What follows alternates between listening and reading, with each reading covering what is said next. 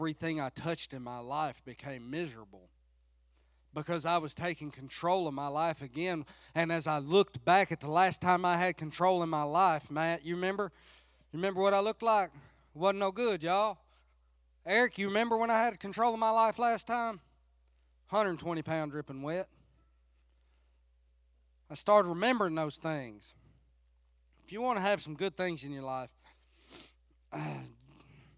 and it shall come to pass, if thou shalt hearken diligently unto the voice of the Lord thy God, to observe and to do all his commandments, which I command thee this day, that the Lord thy God will set thee on high above all nations of the earth. Well, you know, let me tell you all about this guy called Satan, this little slithering snake that tries to slither in every little aspect of your life and find some little chink where he can start prying you apart and breaking you down and separating you apart. All right, I just went through. God said, you got to work. From the fall of man, he said, you're going to work. If you want to live, you're going to work. I'm in the right. God said in his commandments, I give you 6 days to labor and 1 day to rest. I'm in the right. I'm good. God said, I hate a sluggard. I don't like a lazy man. If you sleep too much, you're going to go to poverty. It's not me. I'm working 6 days a week. I'm good.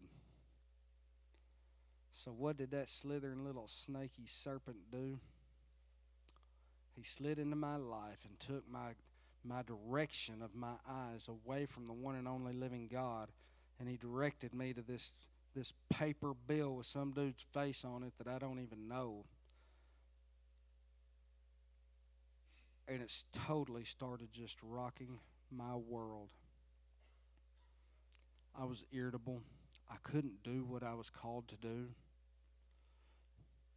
It was so bad that the last Wednesday I was here before church, I had to ask Eric, I need you to preach tonight, brother. I can't do it. Because I was drugged down so much, because my focus had come off of the one who had given me the things I needed to do, because in Exodus chapter 20, God said, thou shalt have no other gods beside me. What did Christopher do? I put that money right up there in front of him. I got this, God. I'm good. I'm following your word. I'm following your commandments. I'm doing everything you told me to do.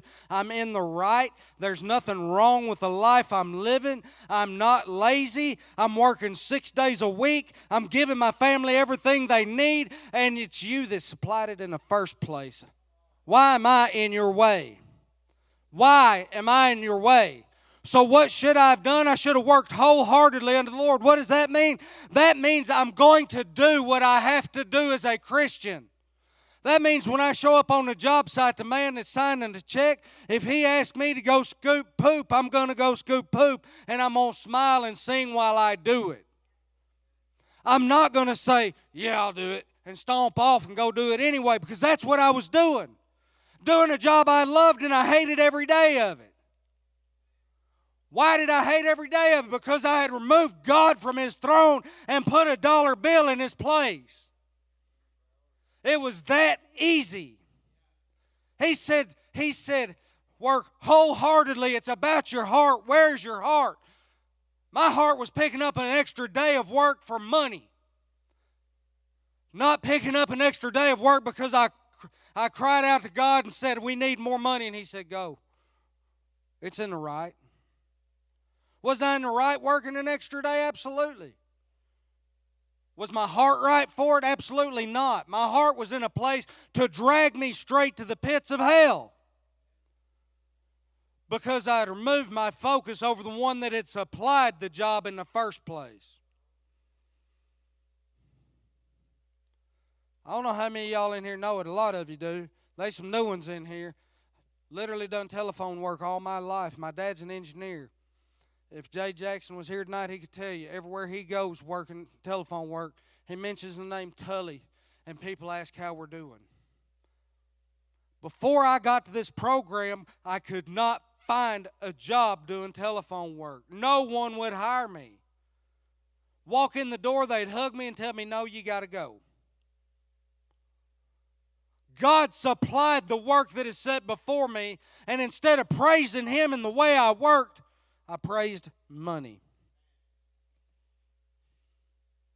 Instead of leaving God on the throne of my life, I replaced Him with Christopher. I've got this. That's what I said, ain't it, baby? But I did not yell shark when it was dolphins.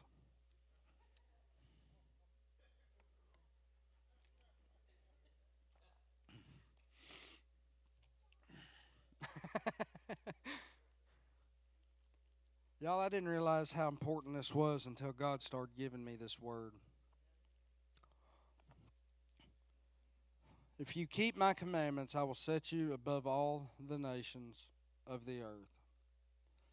And all these blessings shall come on thee and overtake thee, if thou shalt hearken unto my voice, unto the voice of the Lord thy God. Blessed shalt thou be in the city. Blessed shalt thou be in the field. Blessed shall be the fruit of thy body, and the fruit of thy ground, the fruit of thy cattle, the increase of thine kin, and the flocks of thy sheep.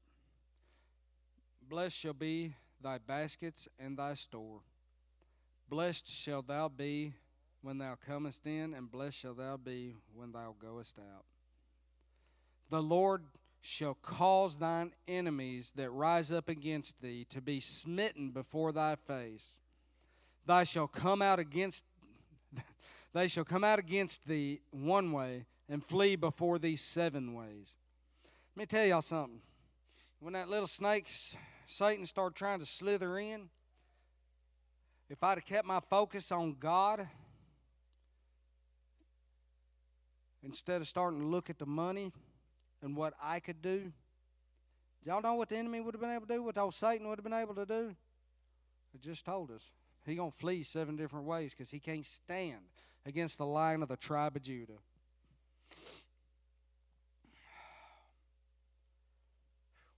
The Lord shall command the blessings upon thee in thy storehouses, and in all that thou settest thine hand unto, and he shall bless thee in the land which the Lord thy God giveth thee. The Lord shall establish thee an holy people unto himself, as he hath sworn unto thee, if thou shalt keep the commandments of the Lord thy God and walk in his ways. I don't know how else to say it. Satan's tricky. When he came at Adam and Eve, what he said was true but not true.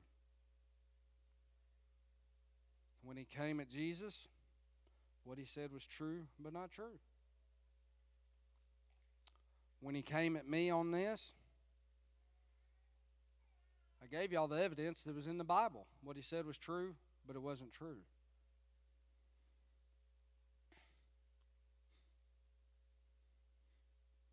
The day he gave me this, day I almost stepped on that snake.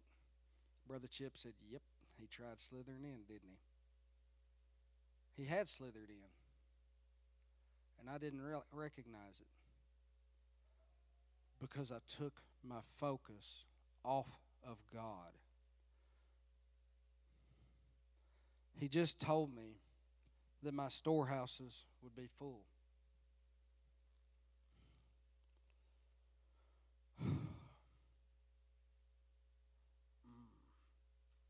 I was worried about money. I'm going to skip some of these, but let's go on with it. And all the people of the earth shall see that thou art called by the name of the Lord, and they shall be afraid of thee. And the Lord shall make thee plenteous in goods, in the fruit of thy body, and in the fruit of thy cattle, and in the fruit of the ground, and the land. The Lord shall open unto thee his good treasures, the heaven to give thee rain unto the land of seasons, and to bless the work of thine hand. And thou shalt lend. Y'all listening? I was worried about money. and thou shalt lend unto many nations, and thou shalt not borrow.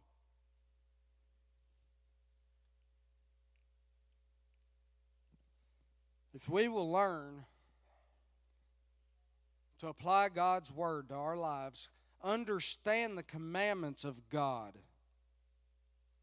not just part of them, not just the ones that fit our life at the time. Rich young ruler, he said, what do I have to do to inherit the kingdom of heaven? God said, keep the commandments. He said, I've done that. Well, go sell everything you have. Had he really done that?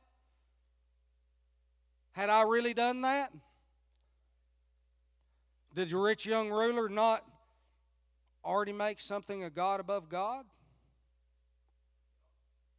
When I quit focusing on God, I've done the same thing. I need money. I can do this. I know how to do the labor.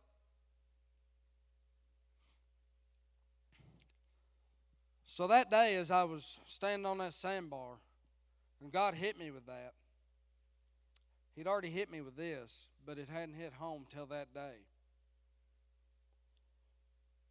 And as I'm swimming back up to shore, God told me, He said, all you got to do is continue to focus on me.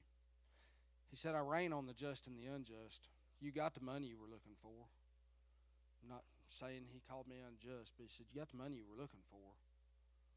But all you had to do is keep my commands. All you had to do is work with your whole heart to please me.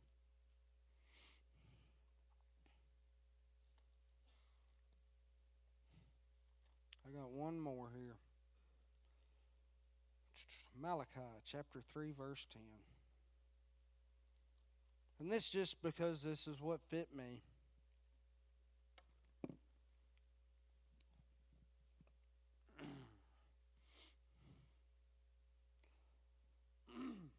Bring ye all the tithes unto the storehouse, that there may be meat in mine house, and prove me now here with, saith the Lord of hosts, if I will not open the windows of heaven and pour you out a blessing that there shall not be room enough to receive.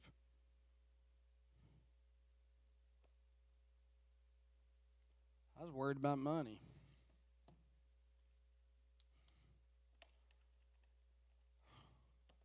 It was that easy for the enemy to come up into my life and completely derail the things in my life when everything God says is, you love me, you do my will, I'll bless you.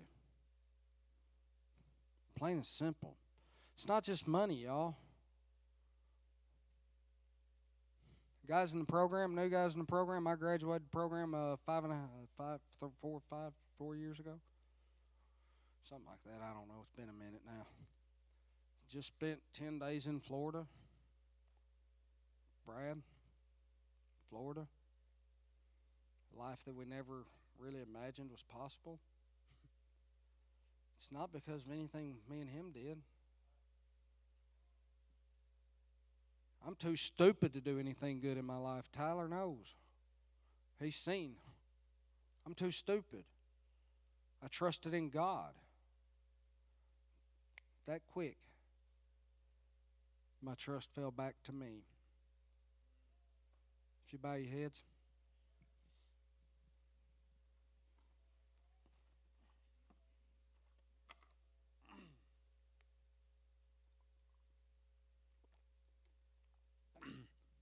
Listen, for me, it had to do with money. So that's what God wanted me to use as an example.